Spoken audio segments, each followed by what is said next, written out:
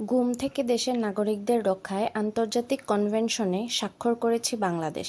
বৃহস্পতিবার আন্তর্জাতিক convention for the protection of all persons from forced disappearance সনদে স্বাক্ষর করেন অন্তর্বর্তী সরকারের প্রধান উপদেষ্টা অধ্যাপক ডক্টর মোহাম্মদ ইউনূস।